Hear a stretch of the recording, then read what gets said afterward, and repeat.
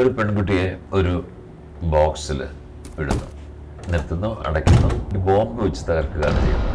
അതിൽ പോയ പെൺകുട്ടി ഞാൻ രക്തത്തിൽ കുളിച്ച് കിടക്കുക.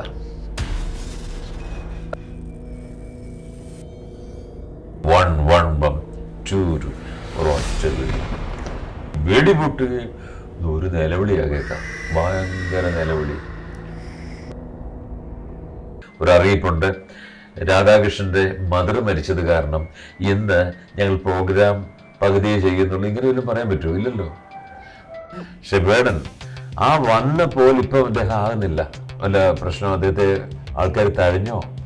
മെന്റലിസം എന്ന് പറഞ്ഞാൽ മാജിക്കിന്റെ ഒരു ഭാഗം തന്നെയാണിത്. ഇപ്പൊ ചിലപ്പോൾ എവിടെ നിന്നെങ്കിലുമൊക്കെ കിട്ടിയതിന് ശേഷം, പഠിച്ചതിന് ശേഷം അവർ ചെയ്യുന്ന ഒരു ഡേഞ്ചറസ് ആക്ട് എന്താണെന്നറിയാമോ? ഹിപ്നോട്ടിസ് ചെയ്യുക, ആത്മാക്കളെ കൊണ്ടുവരിക, മരിച്ചവരെ പ്രത്യക്ഷപ്പെടുത്തുക എന്നൊക്കെ പറഞ്ഞ് ഇങ്ങനെ കുറെ പരിപാടികൾ ചെയ്യുന്നുണ്ട്. ഇപ്പൊ മെന്റലിസ്റ്റ് തന്നെ പലരും ഉണ്ട്. ആദിയുണ്ട്, ഫാസിൽ ബഷീറുണ്ട്, അനന്തുണ്ട്, ഇങ്ങനെ നിരവധി ആൾക്കാർ ഇന്നിവിടെ ഉണ്ട്. ചിലപ്പോൾ ഇവരെല്ലാം കാണുക ചില ഐറ്റംസ് കോമൺ ആയിരിക്കാം. ഞാൻ ബെറ്റും വെച്ചിട്ടുണ്ട് 1000 രൂപ തരാമെന്നുള്ളത്. ഇന്ന് വരെ 1000 രൂപ വാങ്ങിക്കാൻ ആരും വന്നിട്ടില്ല. അവിടാണ് അവരും ഞാനും തമ്മിലുള്ള വ്യത്യാസം. ഞാൻ ചെയ്യുന്നൊരു ഐറ്റം സ്റ്റേജിൽ വന്ന് കണ്ടിട്ട് പലരും അതുപോലെ കോപ്പി അടിക്കാൻ ശ്രമിക്കുന്നുണ്ട്. ഈ കോപ്പി അടിക്കുന്നവർ അതേ സ്റ്റൈലിലാണെങ്കിൽ രക്ഷപ്പെടില്ല. മുമ്പേ പറഞ്ഞ പോലെ യേശുദാസിന്റെ കോപ്പി അടിച്ച് ആരും രക്ഷപ്പെട്ടിട്ടില്ല എന്ന് പറയുന്ന പോലെ ബ്ലാക്ക് മാജിക്കുമായിട്ട് കണക്ട് ചെയ്തൊക്കെ പറയാറുണ്ട്. നിങ്ങൾ ഇത്രയും അറിവുള്ള ഒരാളാണ്, പെൺകുട്ടിയാണ്.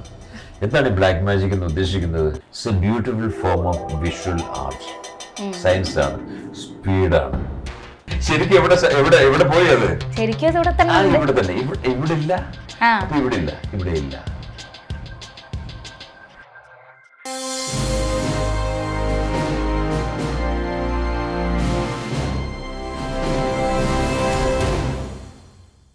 Hi, hello and welcome to BTF network. ഇന്ന് ഞാൻ വളരെ എക്സൈറ്റഡ് ആയിട്ടാണ് എൻ്റെ ഗസ്റ്റിനെ ഇൻവൈറ്റ് ചെയ്യാൻ പോകുന്നത്, മജീഷ്യൻ സാമ്രാജ്.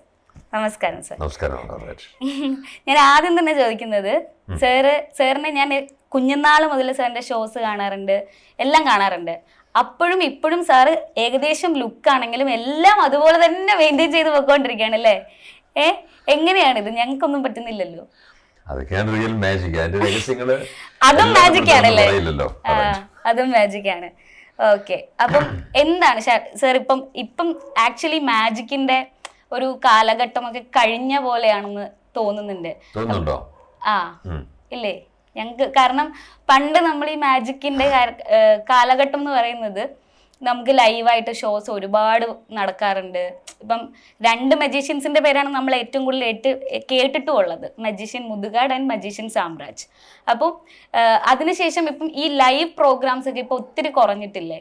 അപ്പം എങ്ങനെയാണ് സാർ അതിനെയൊക്കെ നോക്കി കാണുന്നത്? തെറ്റാ, അതിന്റെ മിസ്റ്ററി കുറച്ച് കുറഞ്ഞു എന്ന് പലരും പറയുന്നു. പക്ഷെ എന്നെ സംബന്ധിച്ച് വർഷങ്ങൾക്ക് മുമ്പേ ചെയ്ത പോലെ ഞാൻ ഇപ്പോഴും പ്രോഗ്രാം ചെയ്യുന്നുണ്ട്. അടുത്ത ആഴ്ച ഞാൻ കാനഡയ്ക്ക് പോവാ. അവിടെയൊക്കെ ആൾക്കാർ മാജിക്കിനെ വേണം. പക്ഷെ നമ്മളത് ഈ സാധാരണ മാജിക് പോലല്ല. എങ്ങനെ അത് നമ്മൾ പ്രസന്റ് ചെയ്ത് അതിനെ ഡിപ്പെൻഡ് ചെയ്തിരിക്കും. നമ്മൾ അവരെ മറ്റുള്ളവരെ കൺവിൻസ് ചെയ്യാൻ തക്കവണ്ണമുള്ള കപ്പാസിറ്റി നമുക്ക് ഉണ്ടെന്നുണ്ടെങ്കിൽ നമുക്ക് ചാൻസ് ഉണ്ട്. എനിക്ക് എപ്പോഴും ധാരണ. ഇപ്പം പിന്നെ മഴ സീസൺ ആയതുകൊണ്ട് ഇച്ചിരി കുറവുണ്ടെന്ന് മാത്രമല്ല, അല്ലെങ്കിൽ ഐ എം വെരി ബിസി ആണല്ലേ? പക്ഷെ എനിക്ക് തോന്നുന്നു പൊതുവെ ഇപ്പം മാജിക് ഒക്കെ തട്ടിപ്പാണ്, അല്ലെങ്കിൽ അങ്ങനെയൊക്കെ പറയുന്ന പോലത്തെ ഒരു രീതിയാണ് ഇപ്പൊ കണ്ടുവരുന്നത്. മെന്റലിസം അല്ലെങ്കിൽ ട്രിക്സ് നമ്മൾ എപ്പോഴും അനൗൺസ് ചെയ്യുന്നതാണ്. ഞങ്ങൾ മാന്ത്രികർ ചെയ്യുന്നത് നേരത്തെ അനൗൺസ് ചെയ്യും. ഞങ്ങൾ മാന്ത്രികർ നിങ്ങളുടെ കാണികളുടെ മനസ്സിനെ ഞങ്ങൾ വഞ്ചിക്കുകയാണ് ചെയ്യുന്നത്. നിങ്ങൾ പ്രതീക്ഷിക്കുന്ന ഒരു കാര്യങ്ങൾ ഇന്നടുത്തുണ്ടെന്ന് പറഞ്ഞാൽ അതില്ല. ഒരു ബോക്സിനകത്ത് ഒരു പെൺകുട്ടിയെ കയറ്റി നമ്മൾ ക്ലോസ് ചെയ്യുന്നു. നമ്മൾ പറയുന്നത് അതിനകത്തുണ്ട് അല്ലേ? പക്ഷെ അതിനകത്തില്ല. തുറന്നു നോക്കുമ്പോൾ ഇല്ല, ഒരു പുകയില്ല, അത് അപ്രത്യക്ഷമാകുന്നു. പക്ഷെ അതിൻ്റെ പുറകിലൊക്കെ ഒരു ട്രിക്കുണ്ട്, മനസ്സിലായോ? പക്ഷെ ഇതാണ് വിസ്മയം എപ്പോഴും ജനം ഇഷ്ടപ്പെടുന്നുള്ളതാണ്. അല്ല, നിങ്ങൾ പറയുന്ന ഒരു തട്ടിപ്പല്ല. അപ്പം വേറൊരു കാര്യം ചെയ്യും, തട്ടിപ്പാണെന്ന് നിങ്ങൾക്കറിയാം. ഞങ്ങൾ പറയുന്നു, മജീഷ്യന്മാർ മാത്രമേ അത് പറയാറുള്ളൂ. ഇപ്പം മറ്റേ തന്ത്രികള്, മന്ത്രികള്, ഇവരെല്ലാം പറയുന്നത് എന്താണെന്നറിയാം? ഞങ്ങൾ നല്ലവരാണ്, സ്ട്രേറ്റ് ഫോർവേഡാണെന്നാണ് പറയുന്നത്. ഞങ്ങൾ അങ്ങനെയല്ല പറയുന്നത്. പക്ഷെ അവരും മനുഷ്യനെ കബളിപ്പിക്കുന്നുണ്ട്. മന്ത്രിമാരും തന്ത്രിമാരും എല്ലാം. പക്ഷെ ഞങ്ങൾ പറഞ്ഞിട്ടാണ് ഞങ്ങൾ ചെയ്യുന്നത്. നിങ്ങളുടെ മനസ്സിനെ മാറ്റിമറിക്കുന്നു, വഞ്ചിക്കുന്നു, ഞങ്ങൾ കബളിപ്പിക്കുന്നു. ഇതാണ് സത്യം. പറഞ്ഞിട്ട് ഞങ്ങൾ ചെയ്യുന്നു. അങ്ങനെയാണ് സിനിമ ശരിക്കും പറയാൻ തട്ടിപ്പല്ലേ. പണ്ട് അറിയത്തില്ലേ 24 നില കെട്ടിടത്തിന്റെ മുകളിൽ നിന്ന് പ്രേം നസീർ ചടലരെന്ന് ഡൈവ് ചെയ്ത് 5-8-10 കർണം കറങ്ങി താഴെ കുതിര നിൽക്കുക, കുതിരയുടെ മുകളിൽ കയറി പടക്ക പടക്ക പടക്ക പടക്ക പടങ്ങനെ പോകുന്നില്ലേ? ഇത് യാഥാർത്ഥ്യം വല്ലതും ഉണ്ടോ? ഈ ശരിക്കും സംഭവിക്കുന്നതാണോ? ശരിക്കും നിങ്ങളുടെ മനസ്സിനെ വഞ്ചിക്കുകയല്ലേ ചെയ്തത് അല്ലേ? സിനിമ മറ്റെല്ലാ കലാരൂപങ്ങളും അങ്ങനെയൊക്കെ തന്നെയാണ്, മനസ്സിലായി? അപ്പോൾ മാജിക്കിനെ സംബന്ധിച്ച് അതേ ഉള്ളൂ നമ്മൾ പറയും, പക്ഷെ അത് വിസ്മയമാണ് എൻ്റെ പുറകിൽ, മനസ്സിലായി? നമ്മൾ പറയും നിങ്ങളുടെ മനസ്സിനെ വഞ്ചിക്കുകയാണെന്ന് പറഞ്ഞിട്ട് ഞാനിവിടെ ബ്യൂട്ടിഫുൾ ആയിട്ടൊരു ഐറ്റം ഞാൻ കാണിക്കുകയാണ് ചെയ്യുന്നത്. കണ്ടു കഴിയുമ്പോഴത്തേക്ക് പലരും എൻ്റെ പ്രോഗ്രാം കഴിയുമ്പോഴും ആദ്യത്തെ അനൗൺസ്മെൻ്റ് തന്നെ ഇതാണ്, മാജിക് എന്ന് വെച്ചാൽ സയൻസാണ്, സ്പീഡാണ്, അല്ലാതെ ചാത്തന് സേവയോ കുട്ടിച്ചാത്തന് ചില അത്ഭുതങ്ങൾ അല്ലാതെ ഒന്നും ഇല്ല എന്ന് ഞങ്ങൾ പറഞ്ഞിട്ട് ദിവ്യാത്ഭുതങ്ങളൊന്നും നമ്മൾ കാണിക്കുന്നില്ല എന്ന് പറയുന്നു. പക്ഷേ പ്രോഗ്രാം കഴിഞ്ഞിറങ്ങുമ്പോൾ പലരും എന്ന് പറയും അതല്ല, ഇതിനകത്ത് എന്തോ ഒരു ഗുട്ടൻസ് ഉണ്ട്, അല്ലെങ്കിൽ നിങ്ങൾ എങ്ങനെ അവിടുന്ന് അത് ഇങ്ങനെ പ്രത്യക്ഷപ്പെടുന്നത്, ചങ്ങലക്കിട്ട് പൂട്ടിക്കെട്ടി സ്റ്റേജിൽ നിന്ന് പെട്ടെന്ന് അപ്രത്യക്ഷമായി അവിടെ പോകുന്നു ഇവിടെ പോകുന്നു, ഇതൊക്കെ എങ്ങനെ സംഭവിക്കുന്നു? ഒരു പുകയിൽ ഒരു പെൺകുട്ടിയെ നമ്മൾ നേരത്തെ പറഞ്ഞൊരു ബോക്സിനകത്തിട്ട് അടയ്ക്കുന്നു, ഒരു ബോംബ് വെച്ച് തകർക്കുന്നു, നോക്കുമ്പോൾ അതിനകത്ത് പെൺകുട്ടിയില്ല. നിങ്ങൾക്കും എനിക്ക് പറയാം, പണ്ടത്തെ ആൾക്കാർ അപ്പാടെ വിശ്വസിച്ചിരുന്നത് ഇത് മജിഷ്യൻ്റെ കഴിവാണെന്നുള്ളത്. പക്ഷേ ഇത് കഴിവ് തന്നെയാണ്, കഴിവ് തന്നെയാണ്. മജിഷ്യന്മാർക്ക് കഴിവുണ്ട്, ഇല്ലെന്ന് നമുക്ക് പറയാൻ പറ്റില്ല. കാരണം ഈ മാജിക് പഠിക്കുന്ന 1000-കണക്കിന് മജിഷ്യൻസ് ഉണ്ട്. എൻ്റെ ആണെങ്കിൽ 10,000 പേരോളം ഉണ്ട് ഇന്ന് കേരളത്തിൽ. Can you believe it? അതായത് മജിഷ്യൻസ് എന്ന് അവരെ പറയാൻ പറ്റില്ല, പക്ഷെ അവർ മാജിക് രഹസ്യങ്ങൾ അറിഞ്ഞവരാണ്. If they want they can do. But നിങ്ങൾ എത്ര പേര് അറിയപ്പെടുന്ന മജിഷ്യൻസ് ഉണ്ട്? ഇപ്പം നിരവധി അക്കാഡമികളുണ്ട്, സ്കൂളുകളുണ്ട്, എല്ലാം പഠിച്ചിറങ്ങുന്ന 1000-കണക്കിന് ആൾക്കാരെ പഠിച്ചിറങ്ങുന്നു, ബുക്സിലൂടെയും അല്ലാതെ സോഷ്യൽ മീഡിയയിൽ. ഇപ്പം ഇതിൻ്റെ രഹസ്യം, പക്ഷെ ഇത് ഈസിയാണെന്ന് നമുക്ക് തോന്നും, പക്ഷെ ഈസി അല്ല.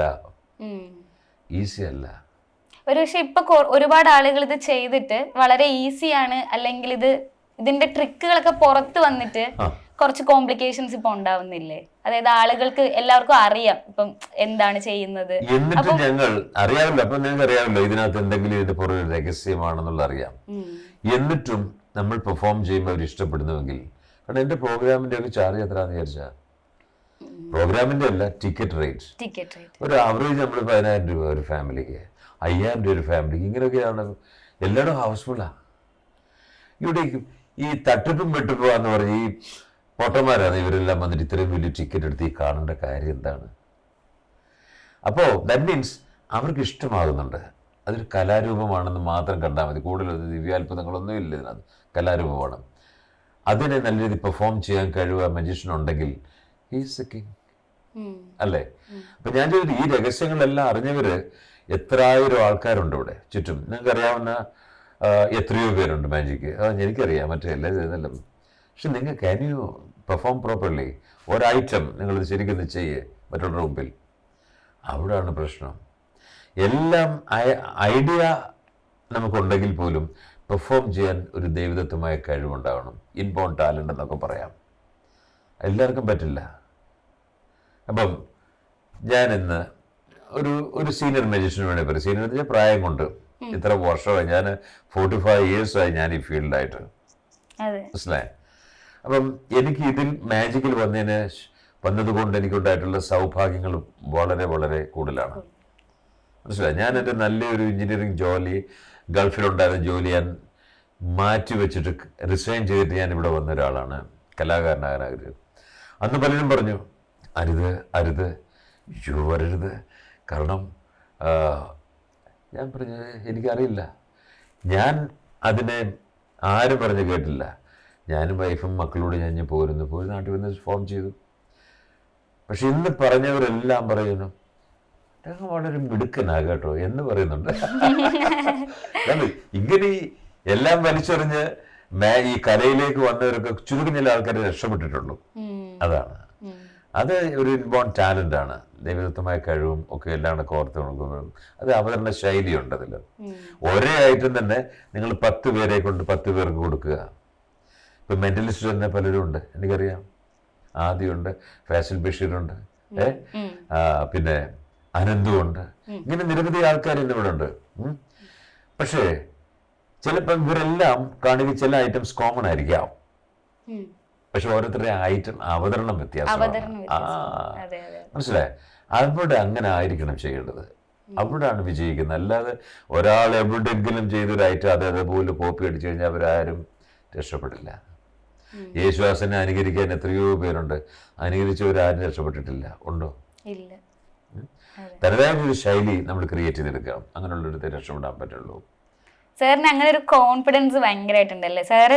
ഞാൻ കേട്ടിട്ടുണ്ട് സാറിന്റെ സ്റ്റോറി. സാറിന്റെ സ്കൂളിൽ ഒരു മാഷ് ഒരാൾ വന്നിട്ട് മാജിക് ചെയ്യുന്ന കണ്ടിട്ട് സാറ് തന്നെ കണ്ടുപിടിച്ചതാണ് ആ ട്രിക്ക്. അവിടെ നിന്നാണ് സാറിന്റെ തുടക്കം എന്നൊക്കെ ഞാൻ കേട്ടിട്ടുണ്ട്. അപ്പം അങ്ങനെ വന്നത് കൊണ്ട് തന്നെയാണ് സാറിന് ഇത്ര ഒരു കോൺഫിഡൻസ്, ലൈക്ക് എന്നെ ആർക്കും റീപ്ലേസ് ചെയ്യാൻ പറ്റില്ല എന്നുള്ളൊരു കോൺഫിഡൻസ് സാറിൽ എനിക്ക് ഫീൽ ചെയ്യുന്നുണ്ട്. അങ്ങനൊന്നുമല്ല, ഇത് ഞാനെന്താ പറയാ, അത് നമ്മുടെ ശൈലിയിൽ അങ്ങനെ വരുന്നത് മാത്രമല്ല. ഇപ്പൊ ഞാൻ വല്ലതും പറയുന്നുണ്ട് എന്തുകൊണ്ട് ഈ ഹൊറർ ടച്ചുള്ള പ്രോഗ്രാം ചെയ്യുന്നത്. യെസ്, എൻ്റെ ഓഫ്കോഴ്സ് സ്റ്റേജിൽ എപ്പോഴും മ്യൂസിക് ആണെങ്കിലും എൻ്റെ അവതരണ ശൈലി ആണെങ്കിലും ഒരു മറ്റാരിൽ നിന്ന് വ്യത്യസ്തമാണ് എൻ്റെ. അവർ നല്ലതെന്നൊന്നും ഞാൻ പറയത്തില്ല കേട്ടോ, പക്ഷെ അത് വ്യത്യസ്തമാണ്. ഞാനത് അങ്ങനെ ആക്കി. എനിക്ക് സത്യത്തിൽ ഈ കോമഡി മാജിക് ചെയ്യുന്നതാണ് എനിക്ക് കൂടുതൽ താല്പര്യം. പക്ഷെ ഞാൻ സ്റ്റേജിൽ കയറി കോമഡി ചെയ്താലും ആൾക്കാർ പറയും ഇത് ഹൊററാന്ന് പറയാണ്. എന്താ ചെയ്യുക? കാരണം നമ്മുടെ ഒരു അവതരണ ശൈലി അങ്ങനെയാണ്. കാരണം വന്ന് നിന്ന് ഇപ്പം ചെയ്യുമ്പോൾ അവർക്ക് അങ്ങനെ തോന്നുന്നു. അതാണ് ഞാനിപ്പോൾ എന്താ ചെയ്യുക. ഓരോരുത്തരുടെ ശൈലിയുടെ വ്യത്യാസമാണ്. അതുകൊണ്ടാണ് ഇപ്പം ഇവിടെ ഞാൻ ഈ ഫീൽഡിലേക്ക് ഇവിടെ നാട്ടിൽ വന്ന് കാലുകുത്തി ഇവിടെ എല്ലാം പെർഫോം ചെയ്യുമ്പം നിരവധി സീനിയർ മജീഷ്യൻസ് ഉണ്ടായിരുന്നു ഇവിടെ. വാഴക്കുന്ന് നമ്പൂരിയുടെ ശിഷ്യന്മാരായിട്ടുള്ള പലരും ഉണ്ട്. ഓക്കെ, ഞാൻ ആരുടെയും ശൈലി കോപ്പി അടിക്കാനൊന്നും പോയിട്ടില്ല. എനിക്ക് എൻ്റെ ശൈലി ഉണ്ടായിരുന്നു. ഓൺലി ബിക്കോസ് ഓഫ് ദാറ്റ് ഞാൻ ഇന്ന് ഈ ശ്രദ്ധിക്കപ്പെട്ട ഒരു മനുഷ്യനായി തീർന്നതെന്ന് ഞാൻ പറയും. വേറെ ഇവിടെ ആരും ഇപ്പം തന്നെ ഞാൻ ചെയ്യുന്നൊരു ഐറ്റം സ്റ്റേജിൽ വന്ന് കണ്ടിട്ട് പലരും അതുപോലെ കോപ്പി അടിക്കാൻ ശ്രമിക്കുന്നുണ്ട്. ഈ കോപ്പി അടിക്കുന്നവർ അതേ സ്റ്റൈലിലാണെങ്കിൽ രക്ഷപ്പെടില്ല. മുമ്പേ പറഞ്ഞ പോലെ യേശുദാസിനെ കോപ്പി അടിച്ച് ആരും രക്ഷപ്പെട്ടിട്ടില്ല എന്ന് പറയുന്ന പോലെ വ്യത്യസ്തമായ ആരൊക്കെ വന്നിട്ട് അവർ രക്ഷപ്പെടും. അതാണ് നമ്മൾ നമ്മളായിട്ടുള്ള ശൈലി ക്രിയേറ്റ് ചെയ്യാൻ ശ്രമിക്കുക. ഇപ്പൊ സാറ് പറഞ്ഞത് സാറിന്റെ ഒരു ട്രിക്ക് ആരെങ്കിലും ചെയ്യുവാണെങ്കിലും അവരുടേതായ ഒരു രീതിയിൽ പ്രസന്റ് ചെയ്യുവാണെങ്കിൽ.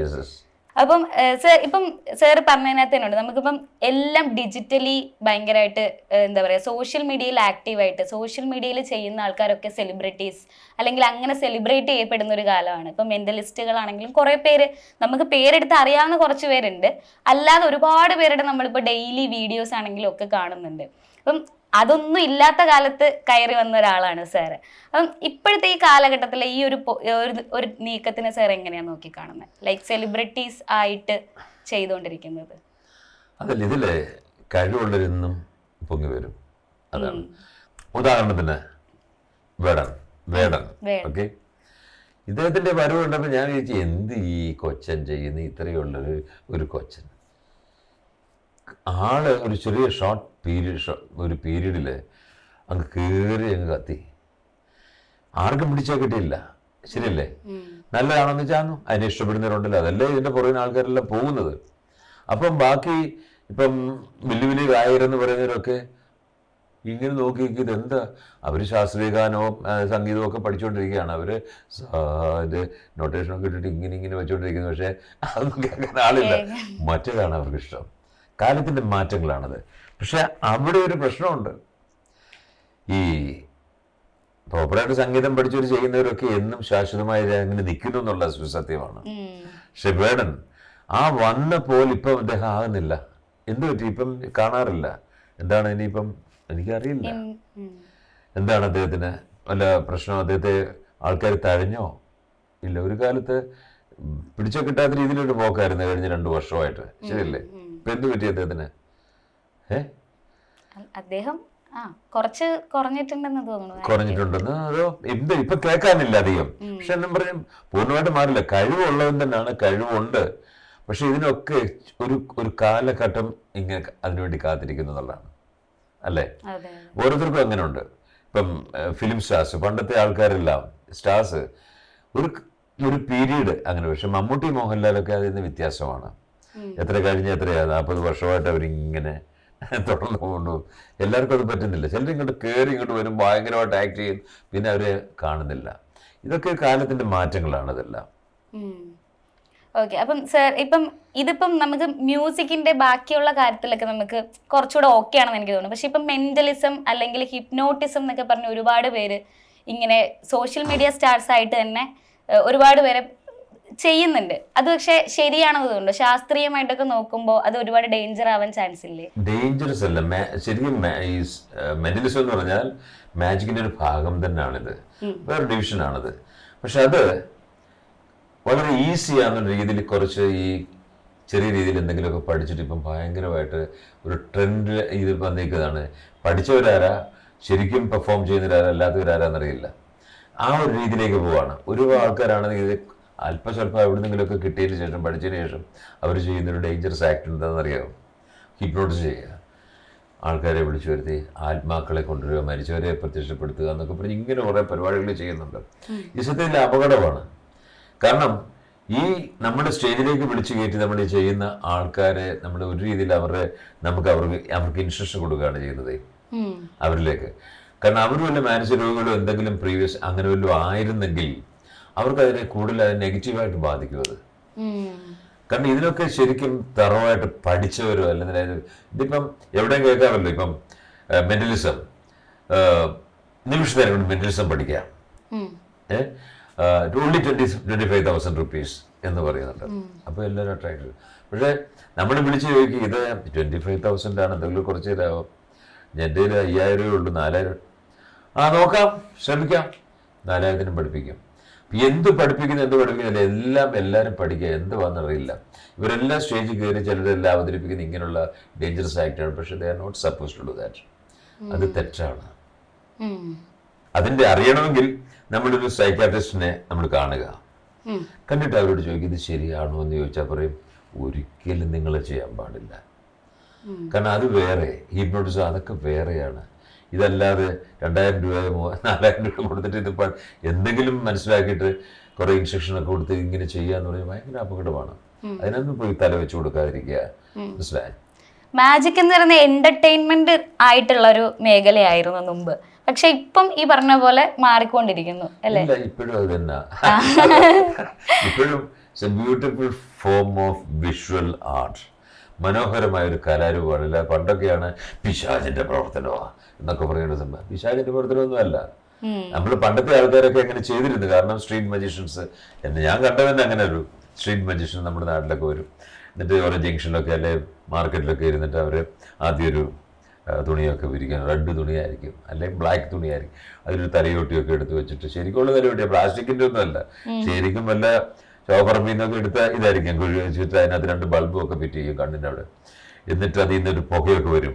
കുട്ടിച്ചാത്ത എന്നും നോക്കടാ കുട്ടിച്ചാത്ത നീ ആരോ ഒന്നും പറയുമ്പോഴത്തേക്ക് ഇതിനകത്തുനിന്ന് ചുമല കണ്ണുകളൊക്കെ ഇങ്ങനെ കത്തി ഇങ്ങനെ ആ കുഞ്ഞ്. ഞങ്ങളുടെ സ്കൂളിൽ കണ്ടുകൊണ്ടിരിക്കുക, ചുറ്റും കുട്ടികളൊക്കെ ഇങ്ങനെ ഇരിക്കും,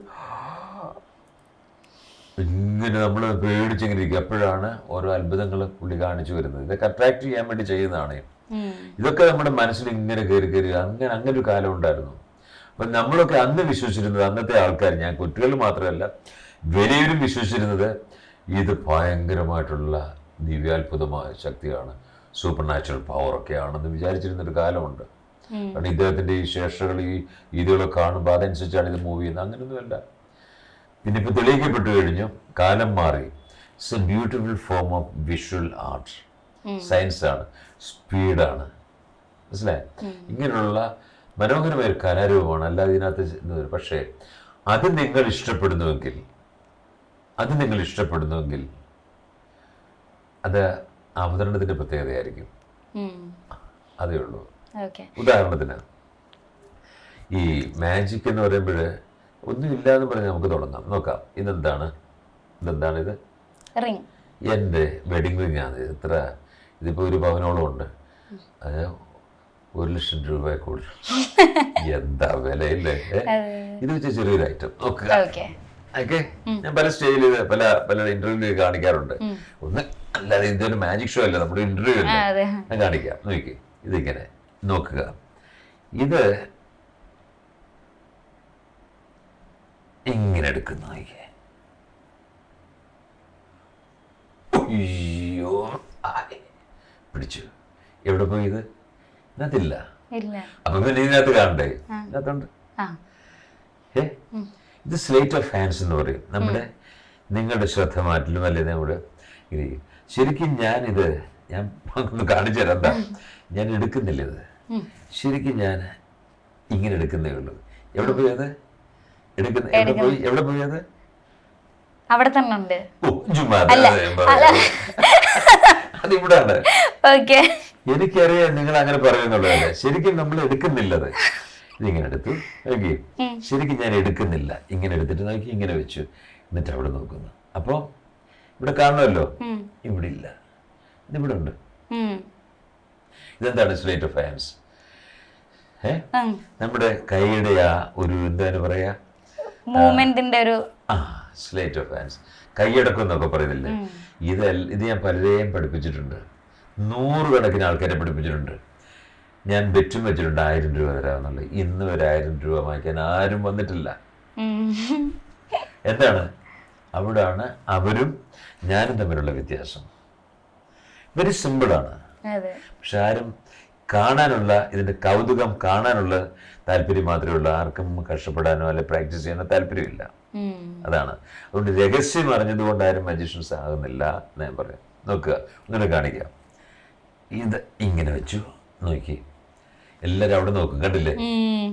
എന്നിട്ട് മുകളിലോട്ടൊരു ശരിക്കും എവിടെ പോയി അത് പറ. ഇവിടെ തന്നെ. ഇവിടെ ഇല്ല. അപ്പൊ ഇവിടെ ഇല്ല, ഇവിടെ ഇല്ല.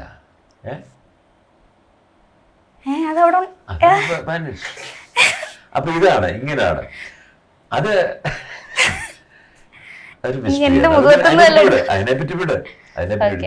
മാജിക്കിന്റെ ഭാഗമാണത്. നിങ്ങൾ പ്രതീക്ഷിക്കുന്ന പോലെ ഒന്നും സംഭവിക്കുന്നില്ല എന്നുള്ള ഇത് സ്മോൾ ഐറ്റം ഞാൻ കാണിച്ചത്. സ്മോൾ ഐറ്റം ഇത് ബ്യൂട്ടിഫുൾ ആയിട്ട് പെർഫോം ചെയ്ത് കഴിഞ്ഞാൽ മനോഹരമായ ഒരു ആർട്ടാണിത്. അല്ല ഇതിനകത്ത് ഞാൻ നിങ്ങളെ കബളിപ്പിച്ചോ? ഇല്ല. കബളിപ്പിച്ചു, നിങ്ങളുടെ മനസ്സിനെ കബളിപ്പിച്ചു. നിങ്ങളുടെ ശ്രദ്ധ ഞാൻ അങ്ങോട്ട് കൊണ്ട് ഞാൻ ഇങ്ങനെ വെക്കുമ്പോഴത്തേക്ക് അവിടെ നോക്കും. മനുഷ്യൻ നോക്കുന്നിടത്ത് നിങ്ങൾ നോക്കും. പക്ഷെ അത് ഇവിടെ ആയിരിക്കും, അല്ല ഇപ്പുറത്തെ. ഇതാണ് നിങ്ങളുടെ ശ്രദ്ധയെ അങ്ങോട്ട് ഇവിടെ മാറ്റിമറിക്കുന്നത്. അത്രയും നിങ്ങൾ ചെയ്യുന്നുള്ളൂ. അതൊരു ക്രൂരകൃത്യമല്ല, നിങ്ങളെ എന്റർടൈൻമെന്റ് ആണ്. ഇത് എന്റർടൈൻ ചെയ്യാൻ വേണ്ടി ചെയ്യുന്ന ഒരു ആർട്ട് ഫോമാണ് ഇത്, മാജിക്. ഓക്കെ. അപ്പം സാറിന് ഇപ്പം ഒരുപാട് ഷോസ് ചെയ്തിട്ടുണ്ടല്ലോ. ഇപ്പം ആരും അറിയാതെ പോയ സാറ് കുറേ ബുദ്ധിമുട്ടിയിട്ടുള്ള സിറ്റുവേഷൻസ് എന്തെങ്കിലും വന്നിട്ടുണ്ട്? ഇപ്പം സ്റ്റേജിൽ തന്നെ എന്തെങ്കിലും ആരും അറിഞ്ഞില്ല, സാർ അത് മാനേജ് ചെയ്തു, അങ്ങനത്തെ സിറ്റുവേഷൻസ് വന്നിട്ടുണ്ടല്ലോ? ഈയിടെ ഞാനൊരു ഇന്റർവ്യൂ ഉണ്ടായിരുന്നു. Annie's kitchen. ആനി അറിയത്തില്ലേ? ആ ചാനലില്, ഏത് ചാനലാണത്? അമൃത ചാനലില് ആനീസ് കിച്ചൺ. അത് ആനി അവിടെ ഒരു ഇന്റർവ്യൂ ഉണ്ടായിരുന്നു എനിക്ക്. അവിടെ ഞാനിങ്ങനെ ഒരു ഐറ്റം ഇങ്ങനെ കാണിച്ചു കഴിഞ്ഞപ്പോഴത്തേക്ക് പുള്ളിക്കാരി വളരെ, അയ്യോ സാറേ ഇത് വളരെ അപാരമായിരിക്കുന്നു, ഇതെങ്ങനെ അപ്പൊ ഞാൻ പറഞ്ഞത് രഹസ്യമൊന്നും പറയത്തില്ല, നിങ്ങൾ എൻജോയ് ചെയ്തല്ലോ ആസ് ഇറ്റ്. രഹസ്യം പറഞ്ഞാൽ നിങ്ങളുടെ യു വോണ്ട് ലൈക്ക് ഇറ്റ്, പിന്നെ നിങ്ങൾ ഒരിക്കലും മാജിക് കാണത്തില്ല. അതാണ്. ഓക്കെ. അപ്പൊ ഞാൻ പറഞ്ഞു, അപ്പോ ഇഷ്ടപ്പെട്ടല്ലോ ഇത് സാറേ. പിന്നെ സാമ്രാജ് സാറേ ഒരു കാര്യം ചോദിച്ചോട്ടെ, ഈ മാജിക് അവതരിപ്പിച്ചുകൊണ്ടിരിക്കുന്നതിനിടയ്ക്ക് ഈ മിസ്റ്റേക്ക് ഒക്കെ സംഭവിക്കുമോ? അബദ്ധങ്ങൾ. കാരണം ഈ അറിയാമല്ലോ, ഒരു പെൺകുട്ടിയെ ഞാൻ മുമ്പേ പറഞ്ഞ പോലെ ഒരു ബോക്സിനകത്ത് കയറ്റി അടച്ചിട്ട് ബോംബ് വെച്ച് തകർക്കുകയാണ് ഞാൻ സ്റ്റേജിൽ കാണിക്കുന്ന ഒരു ഐറ്റം. ഈ സമയത്ത് അബദ്ധം വല്ലതും പറ്റിയിട്ടുണ്ട്. കാരണം ആ പെൺകുട്ടി വാനിഷായി പോകണം, അവിടെ ഇല്ല. അതിന് പകരം വാനിഷാകാതെ ആൾക്കാർ അതിൻ്റെ എങ്ങനെയെങ്കിലും സീക്രട്ട് മനസ്സിലാക്കുകയും ചെയ്തിട്ടുണ്ടോ? അപകടം എന്തെങ്കിലും സംഭവിച്ചിട്ടുണ്ടോ? ഇതൊക്കെയാണ് ചോദ്യം. ഞാൻ പറയും തീർച്ചയായിട്ടും ഉണ്ട്. മാജിക്കിൽ അപകടം പതിയിരിപ്പുണ്ട്. കാരണം ഞാനിപ്പം അത് പറയാം, ഞാൻ പറയാം അത് പറയാൻ അത്ര താല്പര്യം. പുള്ളിക്കാരിക്ക് ഇങ്ങനെയൊക്കെ ഇരിക്കുമോ ഇത് അപകടം, അല്ലെങ്കിൽ ഈ അബദ്ധങ്ങൾ കേൾക്കാനേ. മജീഷ്യൻസിന്റെ അബദ്ധം എന്ന് പറഞ്ഞാൽ അതിന്റെ അർത്ഥം എന്താണ്? അതിന്റെ പേരിൽ രഹസ്യം മറ്റുള്ളവർ കാണുന്നു, അറിയാൻ വേണ്ടിയാണ്, അല്ലേ? അപ്പം ഞാൻ അന്ന് ആനിക്കൊരു വാക്ക് കൊടുത്തു, ആനി ഞാൻ ചെയ്യാൻ പോകുന്നത്, അപ്പം നിങ്ങളുടെ ആ താല്പര്യം കൊണ്ട് ഞാൻ മനസ്സിലാക്കുന്നു മിസ്റ്റേക്സ് അല്ലെ മാജിഷ്യൻസ് വരുന്ന അബദ്ധങ്ങൾ അറിയാനുള്ള ആഗ്രഹം. എനിക്ക് ഒരു പ്രോഗ്രാം 3 മണിക്കൂറുള്ളൊരു പ്രോഗ്രാം ഞാൻ സ്റ്റേജിൽ അവതരിപ്പിക്കുമ്പോൾ കുറഞ്ഞത് 4-5 മിസ്റ്റേക്സുകൾ ഉണ്ടാകും. കാരണം ഞാനൊരു പച്ച മനുഷ്യനാണെന്നുള്ള ഞാൻ മുമ്പേ പറഞ്ഞില്ലേ, സൂപ്പർ നാച്ചുറൽ പവർ ഒന്നുമില്ല. ഞങ്ങൾ ഈ സ്റ്റേറ്റ് ഓഫ് ഹാൻഡ്സ് ആകാം, സ്പീഡാകാം, അല്ലെ ശ്രദ്ധമായിട്ട് എന്തെങ്കിലുമൊക്കെ നമ്മൾ അവിടെ സ്റ്റേജ് ചെയ്തിട്ടാണ് നിങ്ങളെ എൻ്റർടൈൻ ചെയ്യുന്നത്. ഞങ്ങൾ അവിടെ അബദ്ധങ്ങൾ സംഭവിക്കാം. അപ്പോൾ ഈ 3 മണിക്കൂറിൽ ഞങ്ങൾ മിനിമം ഒരു 5 മിസ്റ്റേക്ക് എങ്കിലും ഒരു ആവറേജ് ഉണ്ടാകാം. അയ്യോ അതോ ഞാൻ പറഞ്ഞു യെസ്. പിന്നെ എങ്ങനെ? ഞാൻ പറഞ്ഞു അത് എല്ലാവർക്കും മനസ്സിലാകണമെന്നില്ല. കാണികൾ മനസ്സിലാക്കാത്ത രീതിയിൽ അത് മാറ്റിമറിക്കുകയാണ് ഞങ്ങൾ ചെയ്യുന്നത്. അതൊരു ഒരു ഒരു മനുഷ്യൻ്റെ കഴിവാണ്. കാരണം എനിക്ക് ഈ 45 years എക്സ്പീരിയൻസ് എന്ന് പറഞ്ഞു കഴിഞ്ഞാൽ കൊച്ചു കാര്യമൊന്നുമല്ല. ഇത്ര നാളത്തെ എക്സ്പീരിയൻസ് അല്ലേ, അത് നമ്മൾ മാറ്റിമറിക്കണം. അതാണ് മനസ്സിലായത്. അപ്പോൾ ഞാൻ പറഞ്ഞു അന്ന് ഞാൻ വാക്കോട് ഞാൻ അങ്ങനെ ഒരു ബുക്ക് എഴുതാൻ പോവാ. ഇപ്പം ബുക്ക് ഓൾമോസ്റ്റ് റെഡി ആയി കഴിഞ്ഞു. പ്രൂഫ് റീഡിംഗ് ഒക്കെ നടന്നുകൊണ്ടിരിക്കുന്നു. മേ ബി നെക്സ്റ്റ് മന്ത് അത് റിലീസ് ആകുന്നുണ്ട്. കുറഞ്ഞൊരു 250ഓളം മിസ്റ്റേക്സ് എനിക്ക് വന്നിട്ടുള്ള അബദ്ധങ്ങൾ ഇതെല്ലാം ഞാൻ റിവീൽ ചെയ്യാൻ പോവാണ്. അപ്പം മജീഷ്യൻസിന്റെ അസോസിയേഷനിലൊക്കെ പറഞ്ഞപ്പം എല്ലാവരും they are eagerly waiting for that.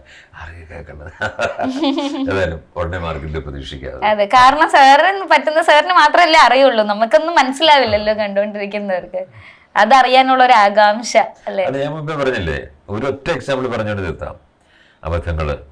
ഞാൻ പാങ്ങോട് മിലിറ്ററി ക്യാമ്പിൽ വെച്ച്, അത് കാശ്മീർ ടു കന്യാകുമാരി ഒരു യാത്ര ഞങ്ങൾ നടത്തിയിരുന്നു, ജല സംരക്ഷണവുമായിട്ട് ബന്ധപ്പെട്ടൊരു യാത്ര.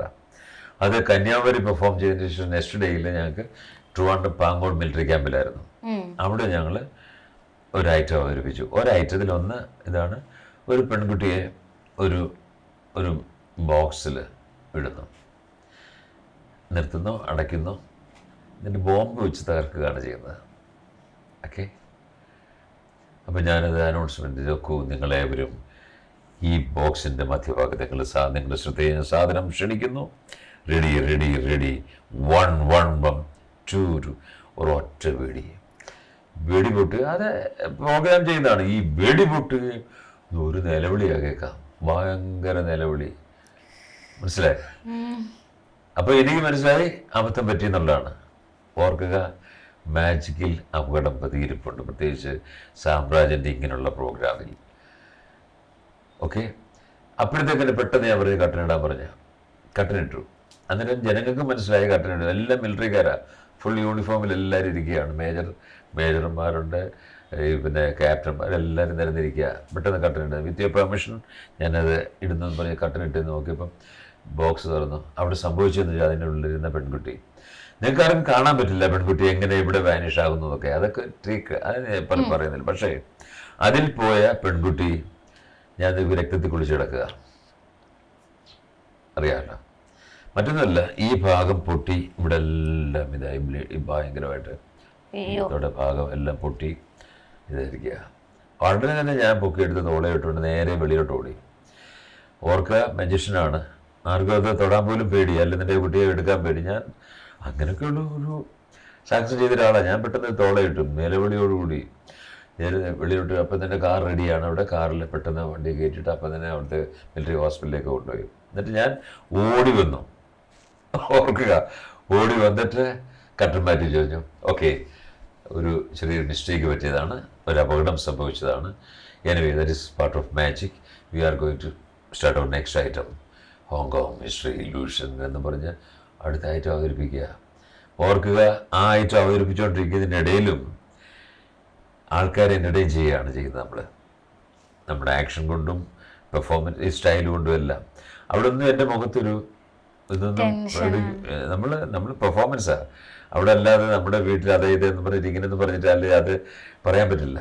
നമ്മൾ ഓർക്കുക അവതരിപ്പിച്ച്. അന്നേരം എൻ്റെ മനസ്സിൽ ദൈവമേ കൊച്ചിനൊന്നും സംഭവിക്കരുത് എന്നുള്ള രീതിയിലാണ് അവിടെ ചെന്ന് പെട്ടെന്ന് ഇതെല്ലാം. പിന്നെ അവിടുന്ന് മെസ്സേജ് വന്നു, കുഴപ്പമില്ല, കുട്ടി അവിടെ അഡ്മിറ്റ് ചെയ്തു, അഡ്മിറ്റ് ചെയ്യണം, കൊണ്ടുപോകാൻ പറ്റാത്ത ഇതാണെന്ന് പറഞ്ഞിട്ട് അഡ്മിറ്റ് ചെയ്തിട്ട് അവിടെ ഇരുന്ന് ഞങ്ങൾ അവിടെ സ്റ്റേ ചെയ്തു.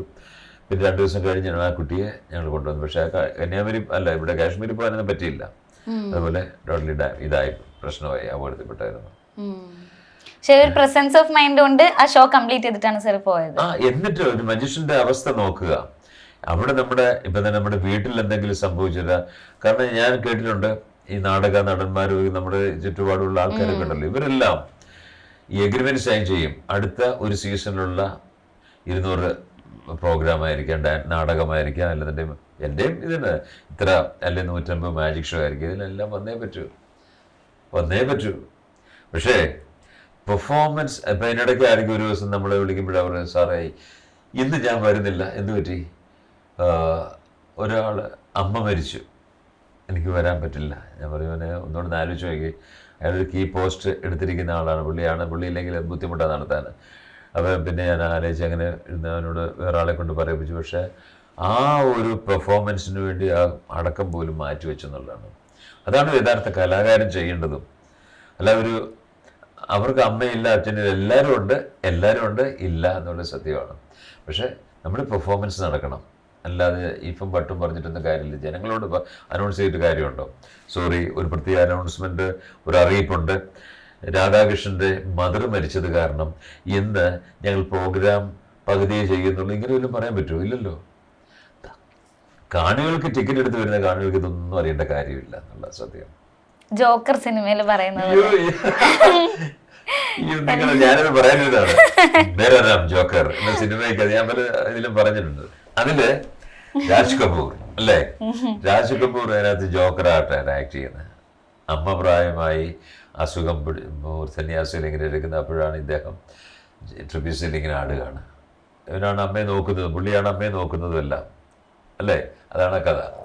ട്രിപ്പീസിൽ ഇങ്ങനെ ആടുന്നു, സർക്കസിലാണ് ആടുന്നത്, ഇങ്ങനെ പോകുന്നു. അടുത്ത പുള്ളിയുടെ ചേണ, പുള്ളി ഇങ്ങനെ ഇതേ പിടിച്ചങ്ങോട്ട് ആടാൻ ഒരുങ്ങുമ്പോഴാണ് താഴെ നിന്നിട്ട് വീട്ടിൽ നിന്ന് സ്ത്രീയോ ആരോ വന്നിട്ട് പറഞ്ഞു അമ്മ മരിച്ചു പോയി എന്നിങ്ങനെ കണ്ട് പറയും.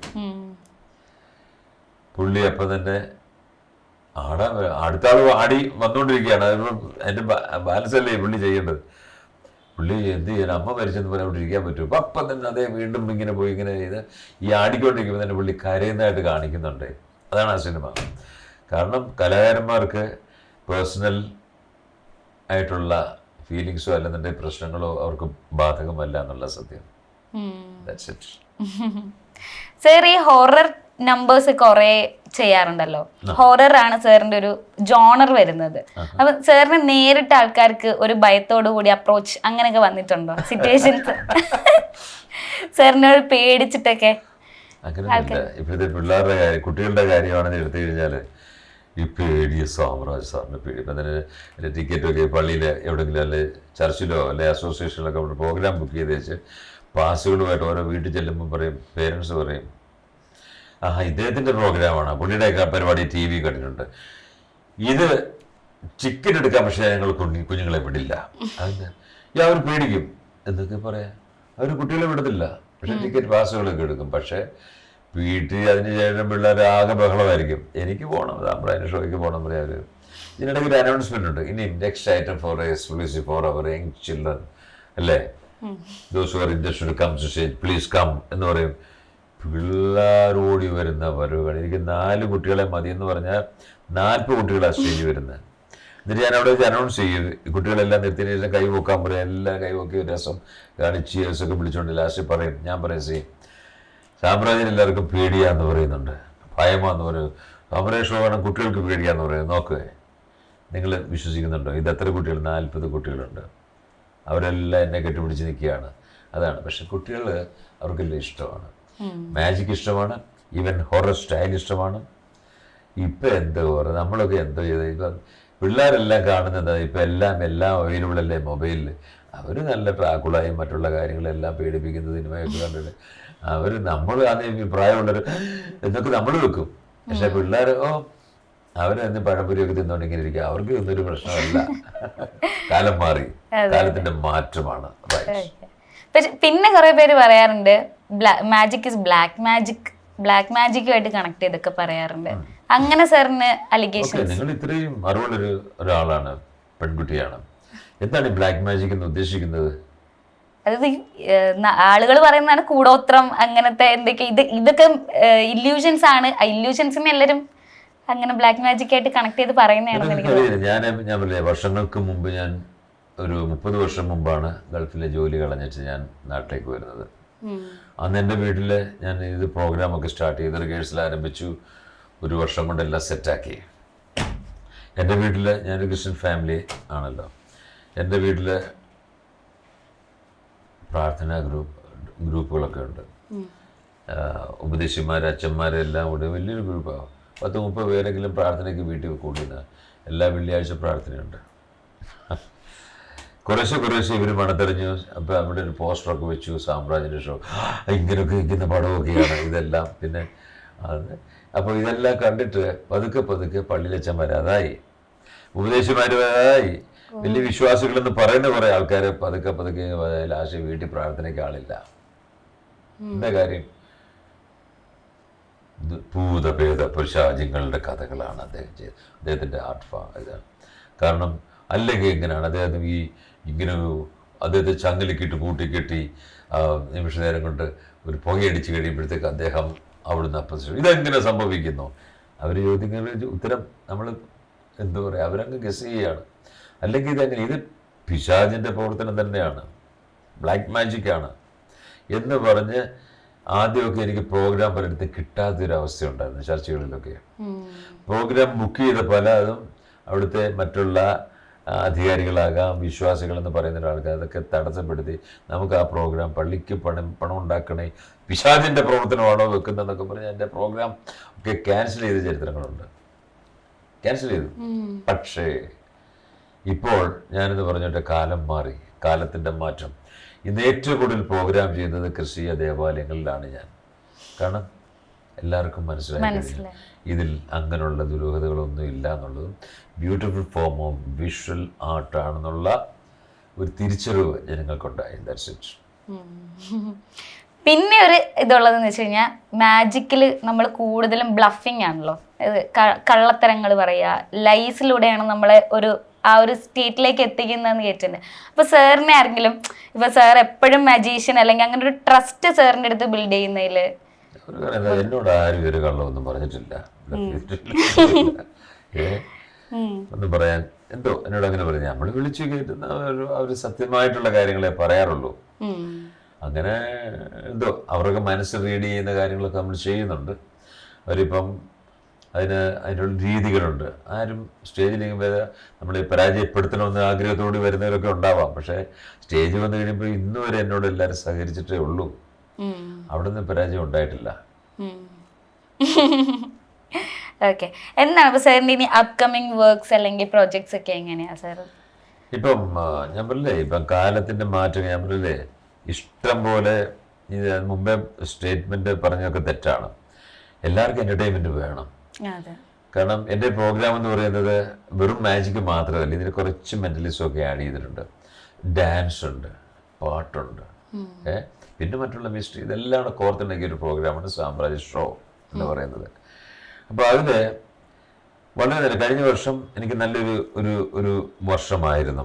ധാരാളം പ്രോഗ്രാംസ്. ഇപ്രാവശ്യം അതിൽ കൂടുതൽ എൻക്വയറീസ് ഉണ്ട്. കൂടുതലും വെളിയിലൊക്കെ കുറേ എൻക്വയറി വന്നിട്ടുണ്ട്. അതെല്ലാം ഇപ്പം തുടങ്ങാൻ പോകുന്നു. ഓണത്തോടുകൂടി നിരവധി പ്രോഗ്രാംസ് ഒക്കെ വെളിയിലൊക്കെ ചെയ്യുന്നുണ്ട്, ഇവിടെയുണ്ട്. അങ്ങനെ പോകുന്നു. നല്ല ഒരു വളരെ പ്രതീക്ഷയോട് ഞാൻ കാത്തിരിക്കുകയാണ്. കാരണം ഈ മാജിക് നശിക്കുന്നില്ല, പക്ഷെ അതിൽ അവതരണമാണ്, തെറ്റായിട്ടുള്ള അവതരണം, അല്ലെങ്കിൽ ഇതിൻ്റെ വിസ്മയം നഷ്ടപ്പെടുത്താൻ ചില ആൾക്കാർ ഇറങ്ങിയിട്ടുണ്ട്. അവരാരും എക്സ്പേർട്സ് അല്ല, അവർ പ്രോപ്പറായിട്ട് പഠിക്കാതെ ഇതിൻ്റെ പാവനത്തെ ഇല്ലാതാക്കുകയാണ്. ഉദാഹരണത്തിന് മെൻ്റലിസം. ഇപ്പോൾ ഏറ്റവും കൂടുതൽ ഞാൻ പറഞ്ഞ ജനങ്ങളിലേക്ക് ജനം എന്തുവാ മാജിക് എന്നുള്ളത് മാറി മെന്റലിസം മാറിയെന്നൊന്നും പറയണ്ട. മാജിക് എന്തോ അത് നടക്കുന്നുണ്ട്.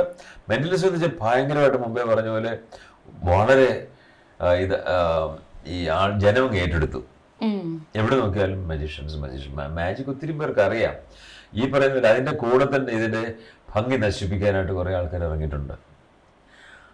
ഈ ഈസി ആയിട്ട് മാജിക് മെന്റലിസം പഠിക്കുക. ഒരു നിമിഷം ഞാൻ മുമ്പേ പറഞ്ഞ പോലെ അതിന് 20,000 രൂപയ്ക്ക് പഠിക്കാം, 25,000 രൂപയ്ക്ക് പഠിക്കാം. നിങ്ങൾ ഒരു 10 ഐറ്റം അങ്ങനെ പഠിപ്പിക്കും. ഇവരാരും പഠിച്ചിട്ട് പെർഫോം ചെയ്തിട്ട് കാണുന്നില്ല എന്നുള്ള സത്യം. It's not that easy. പക്ഷെ ഈ ശരിക്കുള്ള മാജിക് തന്നെ ആണോ എന്നും അറിയില്ല, അല്ല മെഡിസിൻ തന്നെ ആണോ പഠിക്കുന്ന അറിയില്ല. ഏതായാലും ഈ അവർ ചില ഡിവൈസുകളൊക്കെ ഉണ്ടാക്കി വെച്ചിട്ടുണ്ട്, അല്ലെ അങ്ങനെ ഉണ്ടായി എന്തോ ഇവരിങ്ങനെ പഠിച്ചു കാണാൻ പറയുന്ന ചില കാര്യങ്ങൾ പോലെ ഇവര് ആൾക്കാരെ കൺവിൻസ് ചെയ്തൊക്കെ കൊണ്ട് അവർ പെർഫോം ചെയ്യുന്നില്ല എന്നുള്ള സത്യം. അത് ശരിക്കും പറഞ്ഞാൽ ഇതിന് അങ്ങനെ ഈ വഞ്ചിതരാകുന്നുണ്ട് ഒത്തിരി ആൾക്കാർ. പൈസ കൊടുത്തിട്ട് അവരെല്ലാം തിരിച്ചു വന്നിട്ട് ഇത് ഞങ്ങൾ വഞ്ചിക്കപ്പെട്ടു അതിലേക്ക് അങ്ങനെ പോകരുതെന്ന് ഞാൻ പറയുന്നത്.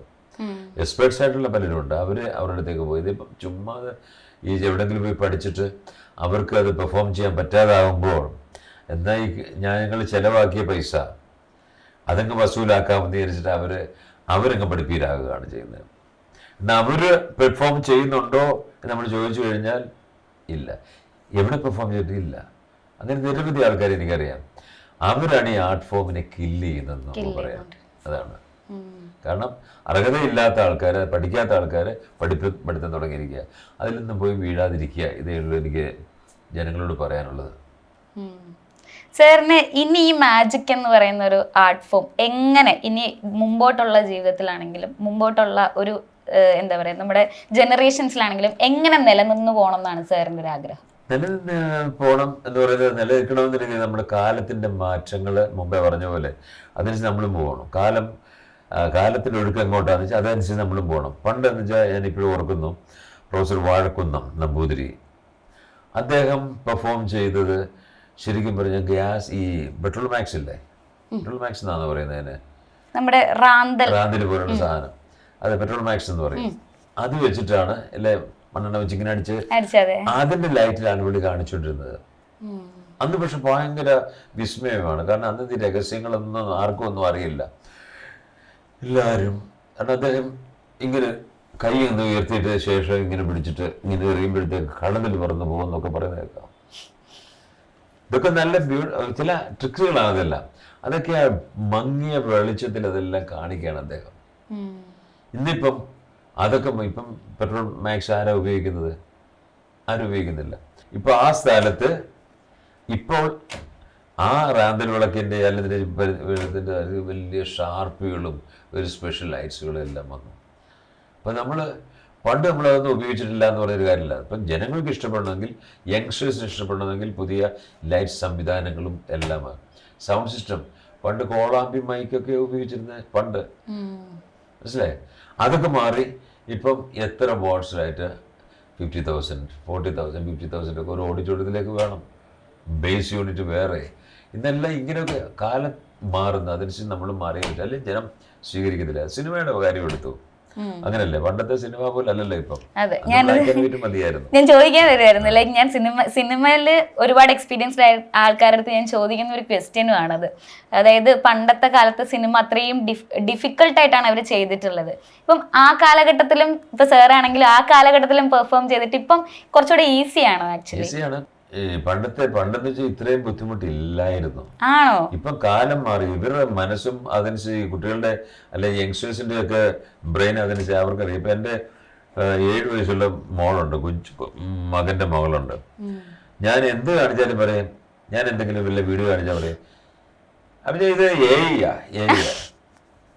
ഇത് അല്ല, അത്രേ അവർക്കറിയാം. കാരണം എന്ത് കാണിച്ചാലും വിശ്വസിക്കാത്തൊരവസ്ഥയിലേക്ക് വന്നിരിക്കുകയാണ്. അവർക്കറിയാം ആണെങ്കിലും അറിയാം അത്രമാത്രം വ്യത്യാസങ്ങൾ. കുട്ടികളുടെ ബ്രെയിൻ അതുപോലെ മാറി. ഈ എന്തെങ്കിലും ഡാം ഡൂം ഒന്നും കാണിച്ചിട്ടൊന്നും കാര്യമില്ല.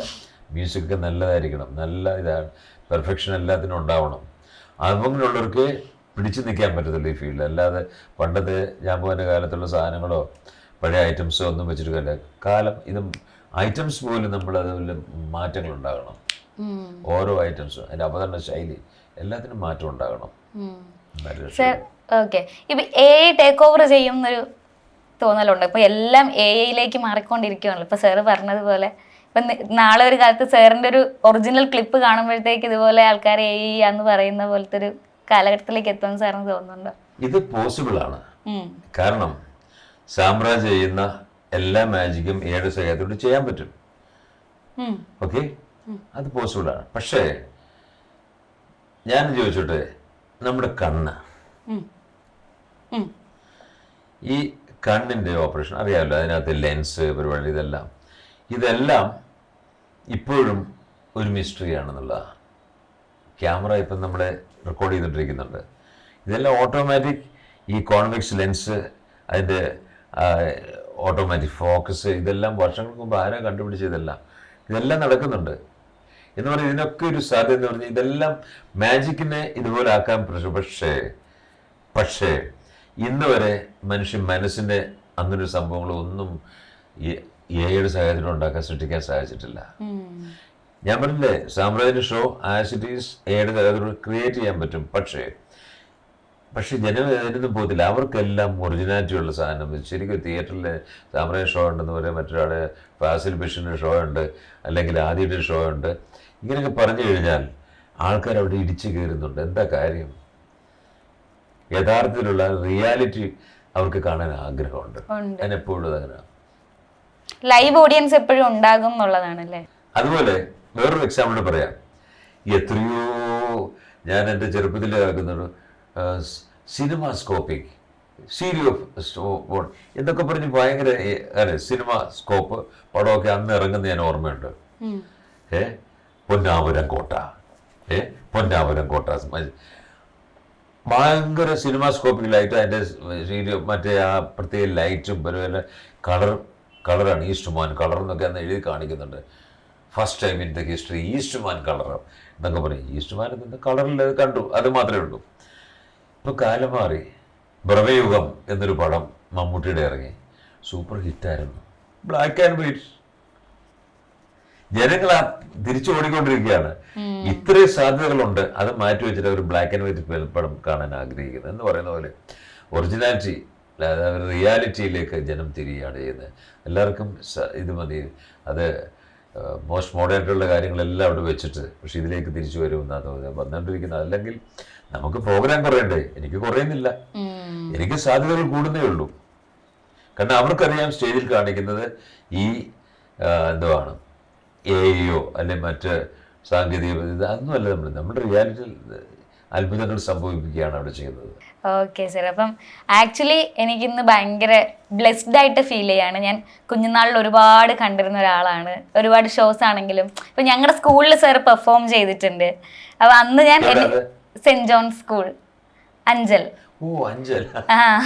ഞാൻ കഴിഞ്ഞ വർഷം ഒരു പ്രോഗ്രാം അവിടെ ചെയ്തായിരുന്നു. ആണല്ലേ. അപ്പൊ എൻ്റെ വീട്ടിൽ ഞങ്ങൾ ആനുവൽ ഡേക്ക് ഫുൾ ഫാമിലി ഒക്കെ ആയിട്ട് എല്ലാവരും, എൻ്റെ കസിൻസ് ഒക്കെ വന്നിട്ട് ഞങ്ങൾ എല്ലാവരും കൂടെ വന്ന് അറ്റൻഡ് ചെയ്തത് ആ പ്രോഗ്രാം കാണാൻ വേണ്ടിയിട്ട്. രാത്രി എന്തോ 12 വരെ എങ്ങാണ്ട് പോവും ആനുവൽ ഡേക്ക് പ്രോഗ്രാം. പക്ഷെ ഞങ്ങൾ എല്ലാവരും അത് കഴിയുന്നവരെ വെയിറ്റ് ചെയ്ത് അങ്ങനെ കണ്ടിട്ട് വന്നിട്ടുണ്ട്. ആ സാറിന് ഞാനിന്ന് മുമ്പിലിരുന്ന് ഇന്റർവ്യൂ ചെയ്യാൻ പറ്റിയത് എനിക്ക് ഭയങ്കര ബ്ലെസ്ഡ് ആയിട്ട് ഫീൽ ചെയ്യുന്നു.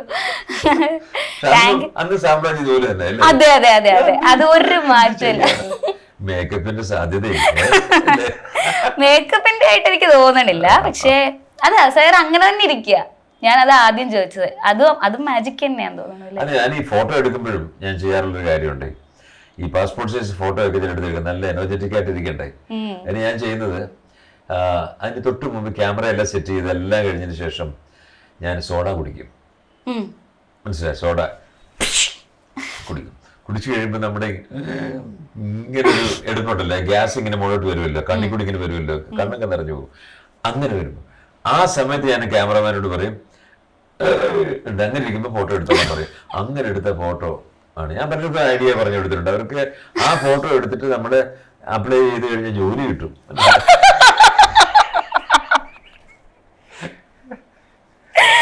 അയ്യോ, അടിപൊളി. ആ ട്രിക്ക് കൊള്ളാം. അപ്പോൾ എന്തായാലും sir thank you so much. ഇത്ര ടൈം നമുക്കൊപ്പം സ്പെൻഡ് ചെയ്തതിൽ എന്താ പറയണ്ടേ, താങ്ക് യു തന്നെ. സന്തോഷം വന്നതിലും വളരെ സ്മാർട്ടായിട്ട് സംസാരിക്കുന്നില്ലേ. എനിക്ക് ഒന്നുകൂടി സാറിന്റെ ലൈവായിട്ടൊരു ഷോ കാണണം. ഞാൻ ഇനി ഓർമ്മയോടുകൂടി വരാം. അതെന്റെ ഓർമ്മ കുറവുള്ള കാലമായിരുന്നു, ചെറിയ ചെറിയ ഓർമ്മകളേ ഉള്ളൂ അന്നത്തെ. ഇനി ഒരു ഷോയും കൂടെ വന്ന് സാറിന്റെ. പ്രതീക്ഷിക്കാം. അതെ, താങ്ക് യു സോ മച്ച്.